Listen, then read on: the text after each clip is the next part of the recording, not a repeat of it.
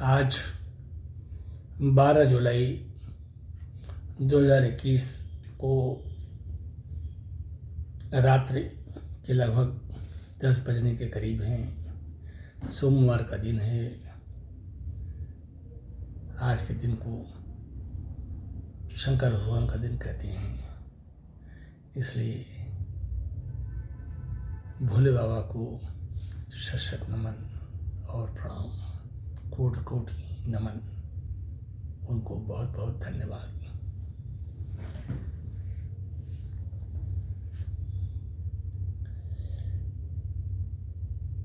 बात यह है कि संबंधों में काफ़ी बातों की बात होती है।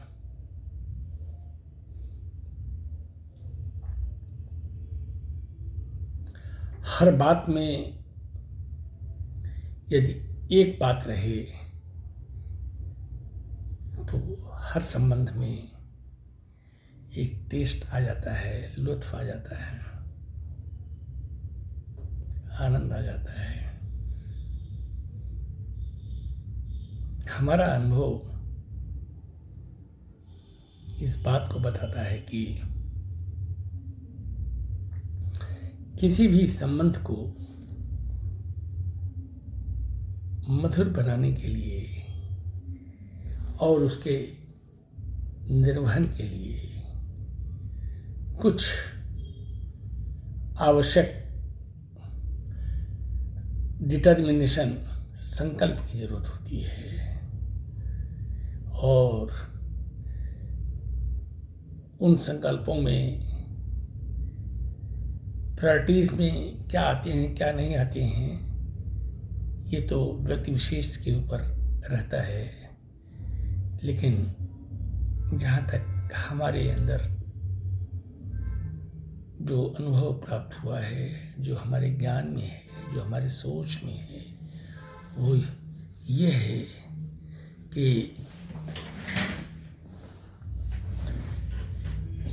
प्रथम स्थान धैर्य का होता है। रामचरितमानस में भी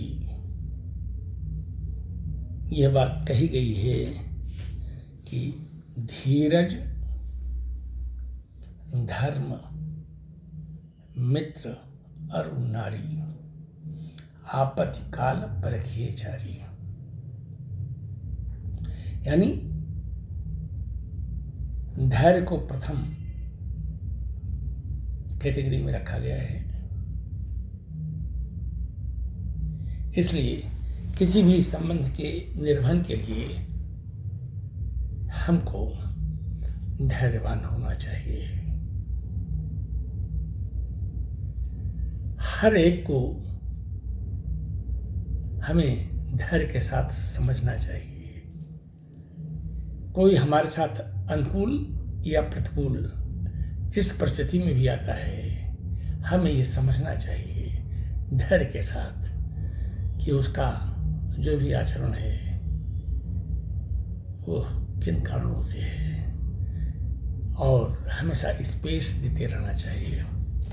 ये तो हुई बात धीरज। धर्म क्या है?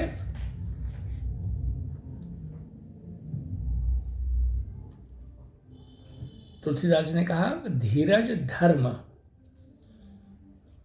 धर्म क्या है? रामचरितमानस में ही कहा गया है कि परहित सरिस धर्म नहीं भाई। दूसरों की भलाई करने की सोच, प्रवृत्ति, एटीट्यूड और कर्म यानी आचरण, इससे बड़ा कोई धर्म ही नहीं है। कोई हमारा दोस्त है, कोई हमारा दुश्मन है, कोई हमारा शुभचिंतक है या नहीं है, इन सब से बहुत दूर हट करके हमको परहित की बात सोचनी है। यानी धीरज धर्म। मित्र कौन है?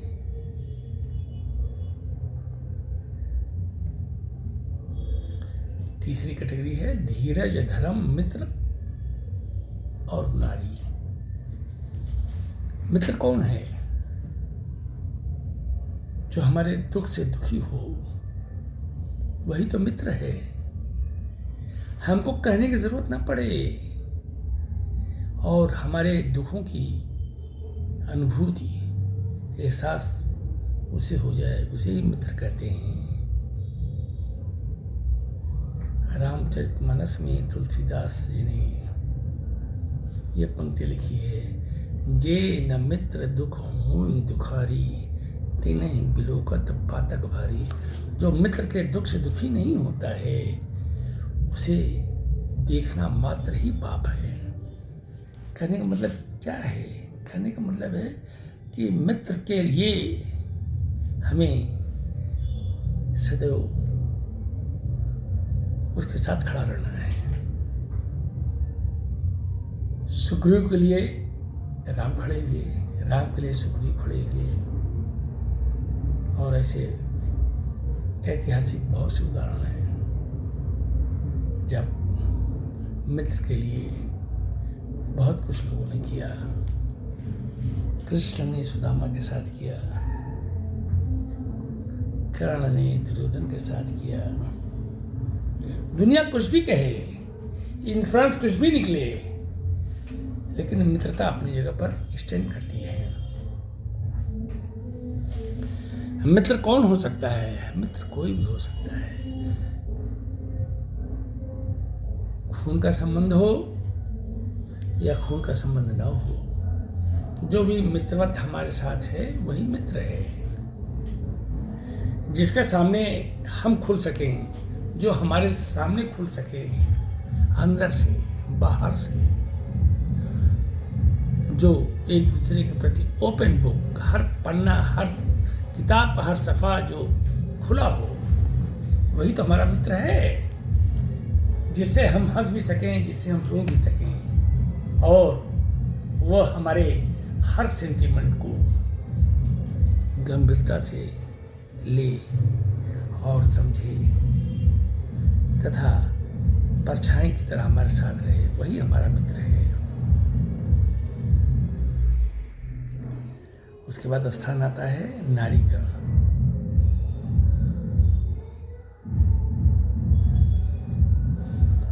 अभी तक हमें पूर्ण ज्ञान तो इस बारे में नहीं है कि नारी का मतलब क्या है। नारी का मतलब क्या केवल पत्नी से है, या नारी का मतलब माँ से भी है, बहन से भी है, बेटी से भी है, या नारी के जितने भी रूप हैं उन सब से है। लेकिन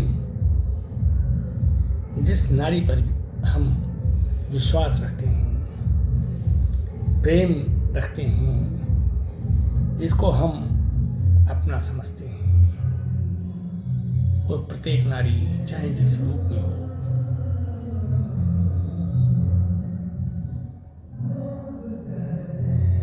उसे भी दुख के समय साथ में रहना चाहिए। ऐसा हमारे अनुभव में आया है, क्योंकि तुलसीदास जी ने पत्नी शब्द या बहन शब्द या बेटी शब्द या इस तरीके से किसी भी शब्द का प्रयोग नहीं किया है, उन्होंने नारी कहा है। क्योंकि नारी के रूप अनेक होते हैं। नारी माँ भी होती है, नारी पत्नी भी होती है, नारी बहन बेटी भी होती है। एक नारी बिना किसी संबंध के भी आपसे सोल मेट रिलेशनशिप रख सकती है। हम उससे हार्ट टू हार्ट ओपन हो सकते हैं। तो नारी शब्द बहुत व्यापक है। नारी में तो पूरा ब्रह्मांड निहित है। तो धीरज, धर्म, मित्र और नारी, ये 5 चीज, ये बात तो यहीं पे समाप्त होती है। परखना नहीं चाहिए, समझना चाहिए। अब तुलसीदास जी ने लिखा है तो उनकी बात को काटा तो नहीं जा सकता है, लेकिन समझना चाहिए। परखना शब्द उचित नहीं है। विद्वानों की बात को काटा नहीं जाता है, बल्कि विद्वानों की बात को समझा जाता है।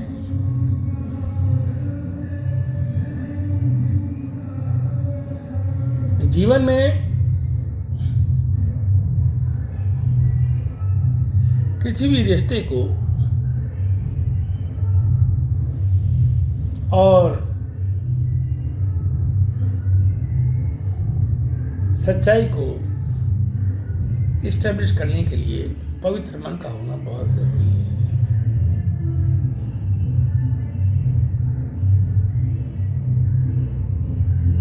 जब हम किसी से हार्ट टू हार्ट प्योरिटी के साथ मिलते हैं, पवित्र मन के साथ मिलते हैं, तो जो हमारी आत्मा होती है और जो उसकी आत्मा होती है वो सब कुछ समझ लेती है। Exchange of actions and reactions between two souls, between two hearts, are understood by both the hearts, by both the souls. और टोटली हम कुछ भी कहते रहें, कुछ भी सुनते रहें, उससे क्या फर्क पड़ता है? हमारा दिल तो जानता है, हमारी आत्मा तो जानती है। इसलिए हमें अपने अंतरात्मा की आवाज को जरूर सुननी चाहिए, लेकिन हमें अपनी आत्मा को बलवती भी बनाना बहुत जरूरी है। बलवती हमारी आत्मा कब बनती है? जब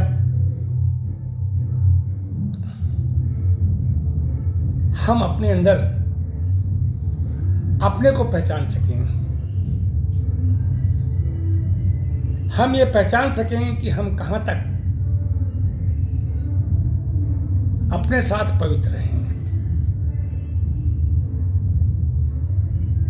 हम कहाँ तक अपने शरीर को, अपने मस्तिष्क को, अपने दिल को, अपने दिमाग को, अपने सोच को, अपने कर्म को, अपने व्यवहार को पवित्र रखते हैं।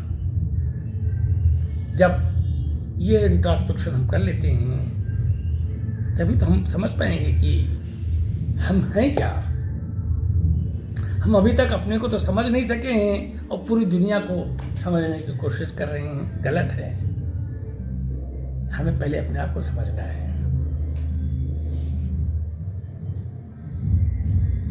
हमको समझना है कि हमारे क्रोध का कारण क्या है, हमारी ईर्ष्या का कारण क्या है,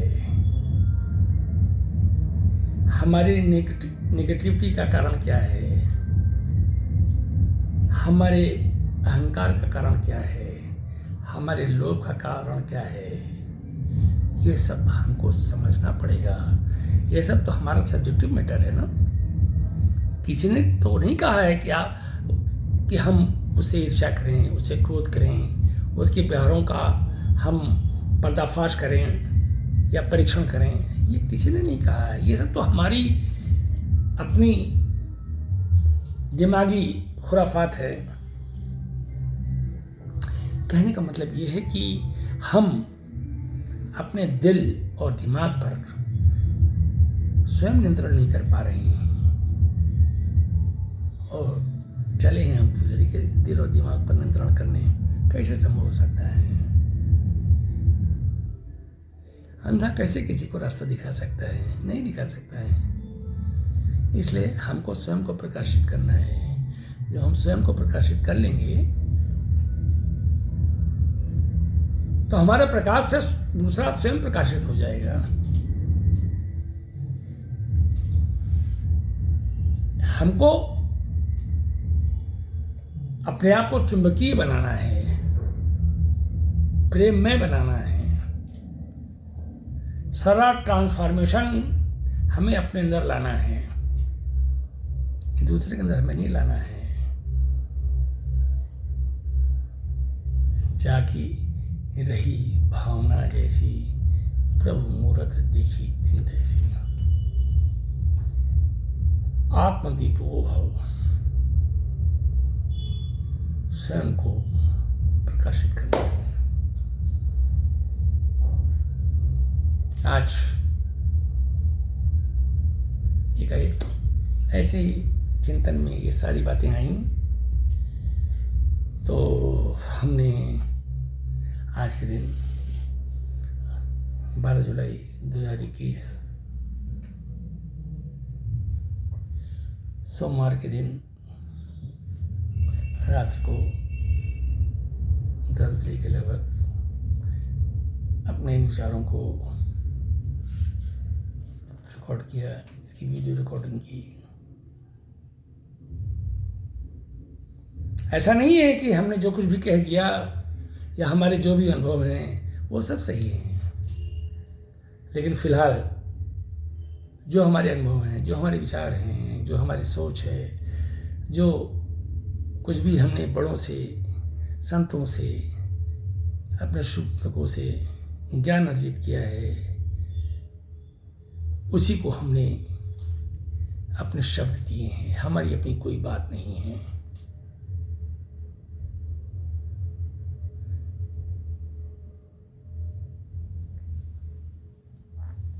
जीवन बहुत छोटा भी है, बहुत लंबा भी है।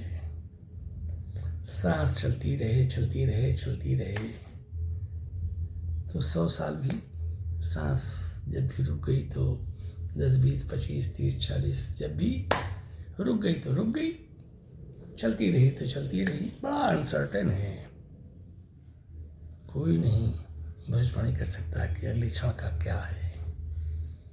इसलिए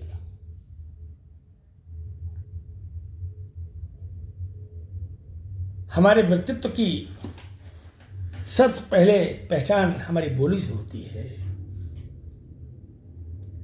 हमारा रंग रूप क्या है, हमारी शक्ल क्या है, हम गोरे हैं कि काले हैं, लंबे हैं कि नाटे हैं, मोटे हैं कि पतले हैं, कैसे लगते हैं, ये कोई मायने नहीं रखता है। ये तो एक संरचना है प्रकृति की।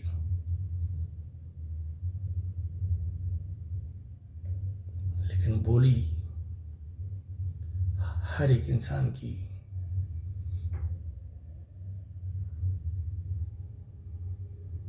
अपने व्यक्तित्व की परिचायक होती है।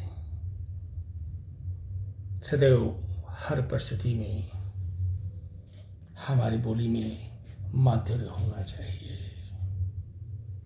वचनम का दर्दरम, वचन से दर्द नहीं होना चाहिए। कभी भी किसी के प्रति अपशब्द, जोर से बोलने की बात नहीं होनी चाहिए। आज ही हमने टाइम्स ऑफ इंडिया पेपर में पढ़ा है कि सुप्रीम कोर्ट ऑफ इंडिया ने हाई कोर्ट्स को डायरेक्शन दिए हैं कि नो जज should act as emperor on any officers. उनका सुप्रीम कोर्ट का कहने का आशय जो हमारे समझ में आया, अगर कहीं से त्रुटि है तो उसके लिए हम क्षमा प्रार्थी हैं, कि हम न्याय की कितनी भी ऊंची कुर्सी पर या प्रशासनिक किसी भी ऊंची कुर्सी पर क्यों न बैठे हों, ह्यूमैनिटी से बढ़ करके कोई भी कुर्सी नहीं होती है।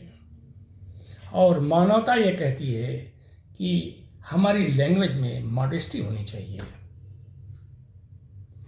एम्परर की बू नहीं होनी चाहिए। उनका कहने का मतलब ये है कि सम्राट की बू नहीं होनी चाहिए, मतलब तानाशाही रवैया, तानाशाही टोन नहीं होना चाहिए कि हमने कह दिया तो कह दिया। हमारे कहने के पीछे बहुत ही सॉफ्टनेस होनी चाहिए, मुलायमियत होनी चाहिए। Very nice lines of supreme court, I salute. I've gone through twice or thrice मुझे अच्छा लगा। अवेकनिंग जब भी हो जाए तो अच्छी बात है, अवेकनिंग होनी चाहिए। और ये अवेकनिंग तभी आती है जब हम ग्राउंड लेवल पर रख करके ह्यूमैनिटी को देखते हैं। हर आदमी प्राइम मिनिस्टर नहीं बन सकता, हर आदमी गवर्नर नहीं बन सकता, हर आदमी क्लास 1 क्लास 2 का गेस्टेड ऑफिसर नहीं बन सकता। सबके पीछे कोई न कोई इतिहास होता है, उसका प्रारब्ध, उसका कर्म, सारी बातें होती हैं।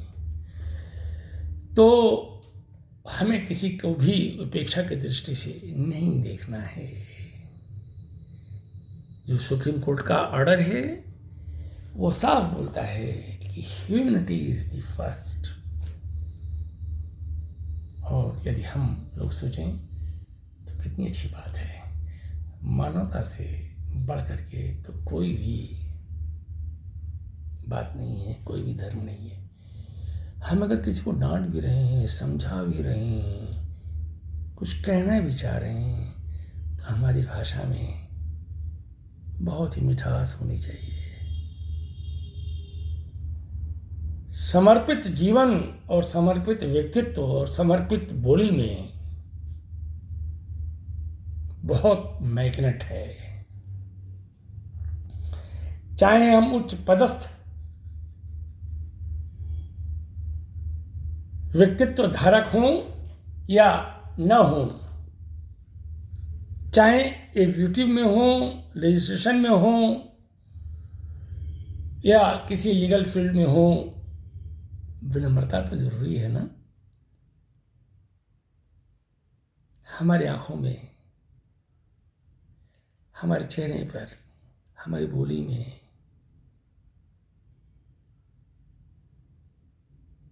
विनम्रता होनी चाहिए। हमारी विनम्रता में प्रशासनिक ताकत हो, लेकिन कठोरता न हो। हम इसीलिए तो उच्च पद को धारित किए हुए हैं। ईश्वर कहाँ किसी को डांटता है? ईश्वर किसी को कुछ भी बुरा भला नहीं कहता है, वरन जो व्यक्ति जो कार्य करता है उसके अकॉर्डिंगली उसको कर्म फल भोगना पड़ता है। ये ईश्वरीय व्यवस्था के अंतर्गत है। और मानवता भी यही कहती है, जुडिशरी भी यही कहती है, सब कुछ सारी व्यवस्था में तो यही है कि निज कृत कर्म भोग सब भ्राता, नहीं को सुख दुख कर दाता। संविधान, नियम, कायदा, कानून इसीलिए तो बने हैं।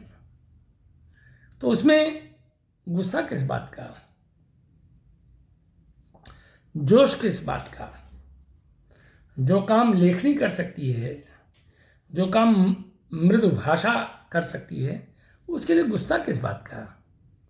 कोई भी हो, किसी भी पद पर हो, क्यों, किस लिए? उससे रिजल्ट क्या निकलेगा? निगेटिव, पॉजिटिव नहीं।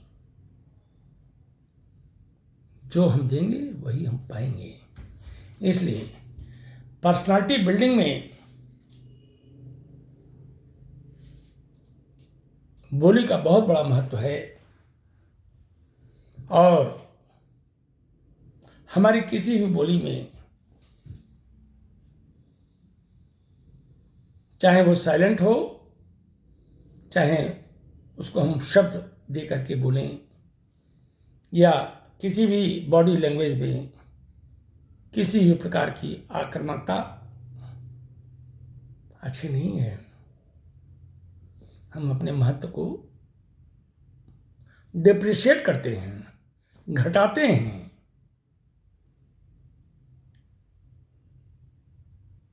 हम कहाँ से किसी की सेवा कर सकते हैं यदि हम कठोर हैं? तो हमको तो मुलायम होना पड़ेगा हर दृष्टि से। झुकने वाला व्यक्ति हमेशा महान होता है।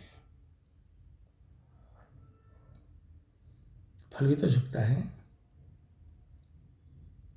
हम उसको नीचे पत्थर मार करके आम वगैरह जो भी फल है उसको गिराते हैं। कहाँ पेड़ कुछ बोलता है। नदियों में इतना पोल्यूशन हम करते हैं, कहाँ नदी कुछ बोलती है। धरती पे इतना कुछ करती है, कहाँ बोलती है। कहने का मतलब क्षमा क्षमा करते रहिए।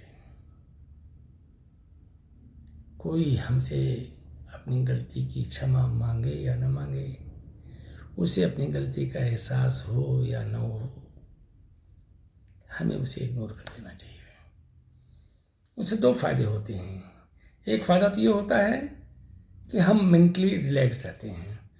दूसरा फ़ायदा ये होता है कि जिस व्यक्ति ने गलती की है, जो रॉन्ग डूअर है,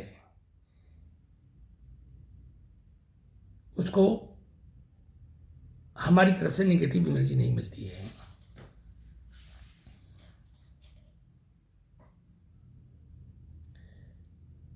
कभी भी किसी के भी प्रति अप्रिय न बोलें, सदैव ब्लेसिंग दें, गुड विशेस दें, दुआएं दें। दुआओं में बड़ी ताकत होती है। हमें अनुभव है, ईश्वर की कृपा और दुआएं दो ऐसे आध्यात्मिक तत्व हैं जो हमको हर परेशानी से उबार देते हैं। हमारे जीवन का तो ये बहुत बड़ा अनुभव है कि जब हम पूरी तरीके से ईश्वर को समर्पित हो जाते हैं और सबके कल्याण की बात अपने अंदर रखते हैं, सोचते हैं और करने की कोशिश करते हैं, तो हमें तो कष्ट नहीं होता है। हम तो एकांत जीवन के वासी हैं, लेकिन उस एकांत जीवन में भी ईश्वर ने हमको अपना सानिध्य दे रखा है और हमें हर पल ये एहसास होता रहता है कि हमें अपने पूर्वजों का आशीर्वाद प्राप्त है। हमें हमारी पत्नी जो 1 फरवरी 2020 को देह रूप से हमसे विलग हो गई हैं, उनकी आत्मा हमें सदैव संरक्षण प्रदान करती है। एक रामायण की एक चौपाई याद आई। क्षिति जल पावक गगन समीरा, पंच रचित अधम शरीरा। ये क्षिति जल पावक गगन समीरा, ये पांचों तत्व जो हैं अलौकिक हैं और ये शक्तिशाली हैं। इनसे शरीर का निर्माण होता है, लेकिन इस शरीर का वजूद तब तक है जब तक इसमें जीव यानी आत्मा यानी परमात्मा का निवास रहता है। ईश्वर अंश जीव अविनाशी। कहने का मतलब ये है कि शरीर समाप्त होता है, लेकिन शरीर के अंदर जो निहित एक जीव होता है, जो परमात्मा का अंश होता है, वो कभी नहीं खत्म होता। तो जिस किसी से भी हम कभी भी किसी भी रूप में जुड़े हुए हैं या जुड़े हुए थे, तो उनसे देह रूप से संबंध तो हमारा समाप्त हो सकता है, लेकिन जो आत्मीय संबंध रहा है कभी नहीं समाप्त होता जब तक आत्मा और परमात्मा का संपूर्ण रूप से विलय एक में नहीं हो जाता है। समझने की बात है। जो देह सदैव हमारे अगल बगल हमारी रक्षा के लिए, हमारी सुरक्षा के लिए, हमारे भोजन के लिए, कपड़े के लिए, धन दौलत के लिए, सुरक्षा के लिए साथ साथ रहती थी, जो देह, उस देह से जब जीव यानी ईश्वर का अंश यानी आत्मा जब निकल जाती है तो हम उस देह को लाश कहते हैं।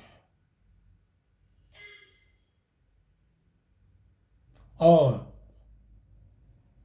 तुरंत बिस्तर से जमीन पर उसको रख देते हैं।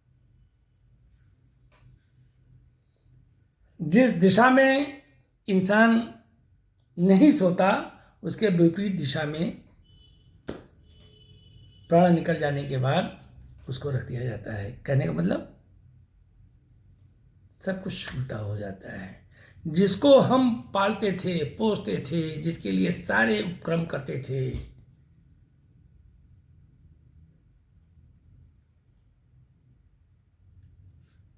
उसको हम पंच तत्व में विलीन कर देते हैं। रास्ते अलग अलग हो सकते हैं। कोई जमीन में दफनाया जा सकता है, कोई नदी में प्रवाहित किया जा सकता है, कोई किसी की चिता जलाई जा सकती है, लेकिन खत्म। एक फोटो टांग देते हैं, माल्यार्पण कर देते हैं। जन्मदिन जयंती के रूप में तब्दील हो जाती है। जिस दिन इंसान मरता है उस दिन को पुण्यतिथि कह देते हैं।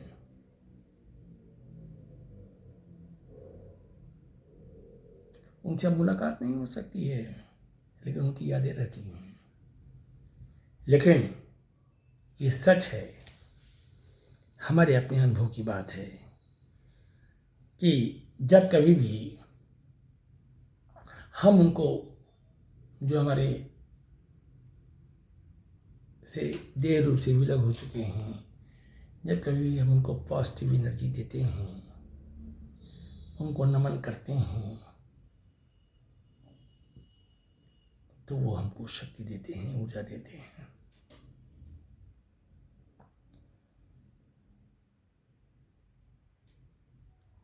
Life is a beautiful game.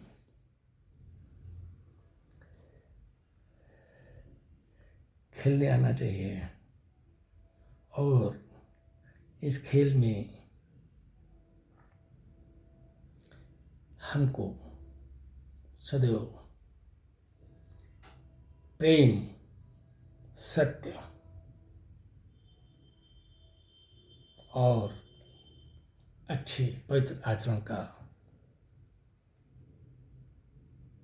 अनुगमन करना चाहिए। बस आज 12 जुलाई को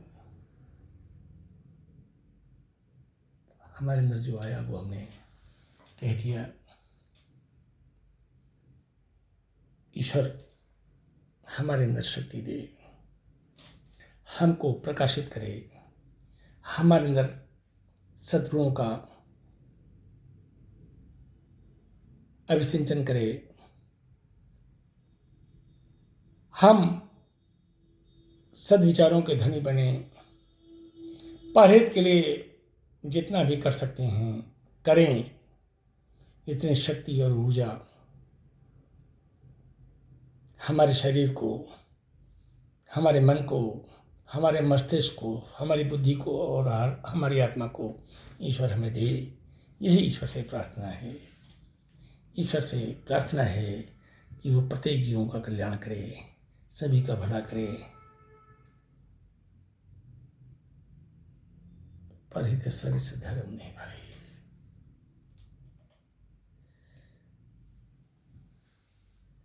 तुलसीदास जी ने रामचरितमानस की आखिरी पंक्ति में लिखा है, मौसम दीन न दीन हित तुम समान रघुवीर, अस विचार रघुवंश मने हरो विषम भावी। हे ईश्वर, जगत की सारी कमियों को माफ करिए, विश्व में शांति लाइए, सबका कल्याण करिए, यही प्रार्थना है। आप बहुत कृपालु हैं। आज मंडे है, शंकर भगवान का दिन है, इसलिए ओम नमः शिवाय, ओम नमः शिवाय, ओम नमः शिवाय, ओम नमः शिवाय, ओम नमः शिवाय। हमारी वाइफ ने अपने बच्चों के साथ एक मंत्र का सृजन किया था।